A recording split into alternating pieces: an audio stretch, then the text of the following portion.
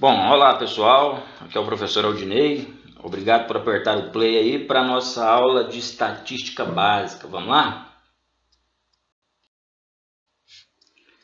Bom, galera, o conteúdo de estatística básica está na página 120 do nosso livro. E lá a gente vai ler que no estudo da estatística, população, que a gente está vendo aqui, é o conjunto de elementos que tem em comum a característica que está sendo investigada em uma pesquisa. Eu resumi aqui só conjunto de elementos para ficar mais fácil. Mas lá no nosso livro a gente vai ver que tem essa definiçãozinha maior. E lá também a gente vai ler que a amostra, que a gente está vendo aqui, é um subconjunto da população, certo? Os elementos da amostra que vão fornecer as informações que estão sendo investigadas em uma pesquisa. Exemplo, né? Exemplo para a gente entender isso daí. Bom, aqui a gente está vendo o painel, né? O trágico painel aí com o conjunto das pessoas infectadas pelo coronavírus aí, ao redor do mundo. Isso aqui é um painelzinho animado do jornal É o País. E aí a gente tem a partir do dia 26 de fevereiro, que foi o primeiro caso que apareceu no Brasil, né? Pelo menos estava oficialmente assim. E aí a gente tem a evolução do quadro. Esse painelzinho mostra essa evolução até o dia 31 de março. Bom, aqui a gente então tem um conjunto de elementos, galera. Uma população, onde algum centro de estudos pode desenvolver aí pesquisas para investigar a faixa etária das pessoas infectadas, e aí saber se o vírus é mais comum entre jovens ou idosos. Pode também investigar aí a faixa salarial das pessoas, o sexo, se o vírus, por exemplo, infecta mais o sexo masculino, né, ou o sexo feminino, enfim. Geralmente, né, a gente faz a pesquisa não com a população toda, mas com a amostra dessa população. Se a gente olha aqui, por exemplo, apenas para os infectados do Brasil, aqui eu tenho aqui um gráfico de linhas até o dia 1º de abril, até o dia 31 de março. Então, se a gente olha só para os infectados do Brasil, a gente poderia considerar isso aqui um subconjunto, um exemplo de amostra, né? Mas também, em alguma outra pesquisa aí, a gente pode considerar que esses 6.836 aqui infectados é a população da pesquisa. E aí dessa população a gente vai retirar uma amostra de, sei lá, 100 pessoas desse conjunto para a gente estudar aí a nossa variável, beleza? Variável, que também é um conceito que aparece aí na página 120 do livro. Resumidamente, aí, né, eu diria que em estatística variável é o item investigado, é o objeto de estudo. A gente vai ver que as variáveis vão ser qualitativas, elas podem ser quantitativas. Daqui a pouco a gente vai ver exemplo explicando isso daí para a gente. Outra coisinha também que aparece aí no nosso estudo são as tabelas de frequência. As tabelas de frequência elas servem para organizar, para resumir o conjunto de dados que a gente coletar na pesquisa. Aí nessas tabelas a gente vai ver que tem aí lá a coluna da frequência absoluta, FA, da frequência relativa, FR. Outra coisa também que vai aparecer aí nessas tabelas são as classes, os intervalos de valores. E aí essa linguagemzinha aqui com esses símbolos daqui a pouco a gente apresenta. E por fim aí as representações gráficas, né? Os gráficos que podem ser aí de, sei lá, gráfico de barra, gráfico de coluna, gráfico de setor, gráfico de linha. São vários os exemplos de gráficos que teremos. Ok? Bom, pessoal, então vamos lá, né? Daquela população lá de 6.836 infectados do Brasil, vamos considerar aqui uma amostra de 100 pessoas, certo? E aí a variável que a gente vai analisar é a variável sexo dos infectados. Temos aqui então que o item investigado na amostra é uma característica, se é masculino, se é feminino, né? Aí investiga daqui, investiga dali, a gente elabora essa tabela, como você está vendo aqui é uma tabela chamada tabela de frequências, que traz essas duas colunas. Primeira coluna aqui que é a frequência absoluta, FA. Segunda coluna que é a frequência relativa. O que é, né, essa FA? É o número de vezes que cada valor da variável apareceu aqui nos dados que a gente estava pesquisando. Então, o masculino apareceu 55 vezes, 55 homens lá naquela amostra de 100, 45 do sexo feminino. Isso é a frequência absoluta. né, a quantidade de vezes que a variável sexo masculino apareceu, que a variável sexo feminino apareceu. Já a frequência relativa é transformar isso aqui em porcentagem. Para quem se esqueceu, né, basta você pegar, dividir aqui os 55 por 100, vai dar o decimal 0,55. Decimal 0,55 vira fração, 55 sobre 100. E aí 55 por 100 é a mesma coisa aí, né, que 55%. Isso é a frequência relativa. É transformar a absoluta em porcentagem. Como? Dividindo essa absoluta pelo total da amostra aqui. Beleza? E aí, galera, fica claro então aí que se a variável que a gente está analisando nessa amostra é uma característica, então a gente classifica ela como variável qualitativa, certo? Outros exemplos aí de variável qualitativa a gente pode citar aí cor de cabelo, né, esporte favorito, religião, enfim. Vocês perceberam aí que a variável qualitativa, né, não são números, são características. Guarda isso aí, guarda essa informação. Voltando aqui para a nossa tabelinha, então, o que a gente pode fazer com as informações dessa tabela, né?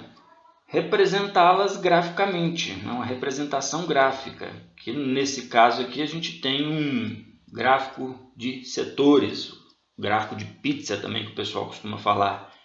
Grande vantagem aí, né, de representar aquelas informações que estavam na tabela agora no formato de gráfico de setor é que fica mais fácil interpretar as informações, né? Você vê que a fatia maior aqui é do sexo masculino, então essa é a grande vantagem do gráfico. Ele permite que o leitor tenha uma rápida absorção, vamos dizer assim, da informação que a gente está pretendendo transmitir.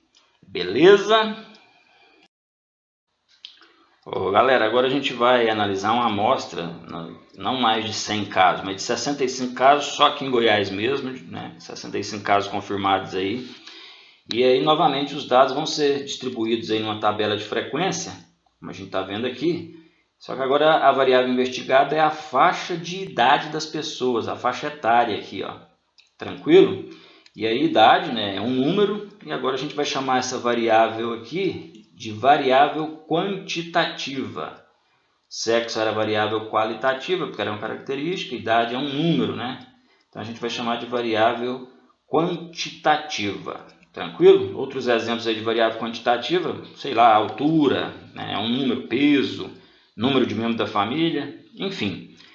Outra coisinha que aparece também aí nessa tabela é isso aqui, ó, essa simbologia, esse T deitado aqui, né? Que é o símbolo que indica que a gente está pegando aqui idades de 0 até antes do 10. Esse tracinho aqui indica que eu pego o 0, e aqui, como não tem o tracinho, o 10 não entra nessa classe, ele vai entrar na próxima. Aqui é a classe de 10 até antes do 20, o pessoal tem de 20 anos até antes do 30 até antes do 40, e assim sucessivamente. Então, voltando aqui na tabela, são as classes de valores. A última aqui a gente já colocou maior ou igual a 70, né? Pegando todo mundo aí depois do 69, né? Porque aqui é maior ou igual a 70, o 70 não entrou ali anteriormente. Aqui a gente tem a frequência absoluta, lembrando que é a quantidade de vezes que aparece aí, né? Idades de 40 até antes de 50 aparece 13 vezes, idades do 60 até antes do 70 aqui, 14 vezes. Então aqui de novo a gente tem uma tabelinha de frequência. E aí fique claro para vocês aí nessa tabela que aparece aí a classe com amplitude 10. A gente resolveu definir a amplitude aqui como 10, mas poderia ser uma amplitude 20. O que é isso, né? Amplitude que eu estou falando aqui? Ela é a diferença entre os dois números que a gente tem aqui nas pontas. Então aqui é amplitude 10 porque eu coloquei do 0 até o 10, do 10 até o 20. Se você faz a subtração aqui dá uma amplitude 10. Mas se eu tivesse criado classes de 0 até 20, depois de 20 até 40, depois de 40 até 60, aí a gente já teria amplitude 20. Beleza? Ok? Tranquilo até agora. Qualquer dúvida aí é só voltar o vídeo, né? Essa é a grande vantagem de uma videoaula. E aí, galera, com a frequência absoluta, lembra que a gente pode montar a frequência relativa, certo? Só relembrando, a gente tem aqui então a tabela com a variável quantitatividade, uma amostra de 65 pessoas, está aqui, beleza? Essa amostra aqui é um subconjunto, né, daquela população brasileira de infectados. Aqui a gente tem a frequência absoluta, Aqui a frequência relativa, que a gente descobre, lembrem-se, dividindo, né? Igual aqui 27,70%. De onde é que eu tirei isso? Pegando aqui o 18 e dividindo por 65. Como é que eu descobri esse 12,31 aqui? É só pegar o 8 e dividir por 65. Vai dar um número decimal. Eu vou colocar aqui para vocês verem. Olha lá, 8 por 65 dá esse decimal. Transformando em uma fração de denominador 100, que é sinônimo de porcento, porcentagem, a gente tem isso daí. Tranquilo? Converter fração em porcentagem. Isso aí é tranquilo. Pessoal, lembrando que em algumas tabelas, às vezes a gente não vai ter a frequência relativa em porcentagem, não. Às vezes vai vir na forma decimal mesmo.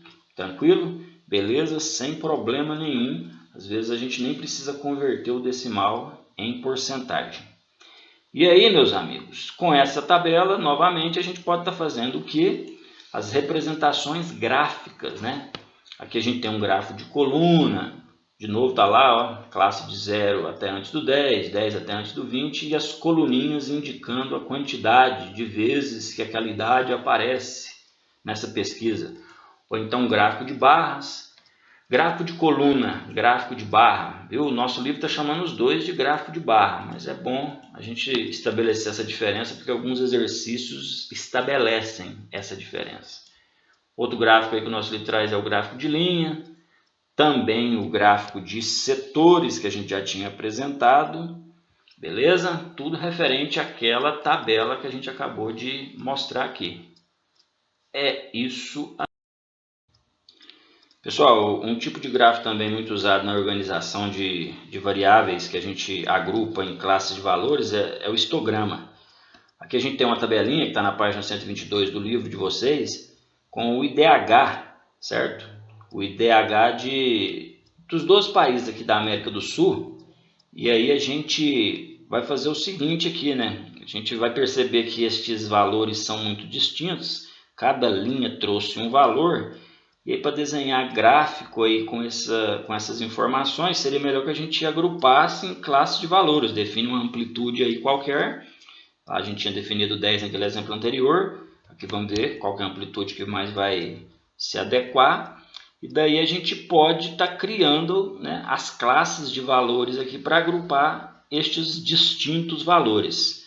Como é que a gente pode definir essa amplitude aí, né? Perceba que aqui os valores estão na casa aqui dos 600 milésimos, né? 0,636, 0,662, na casa dos 700 milésimos, olha lá, 0,755, 0,720, na casa também do 0,800.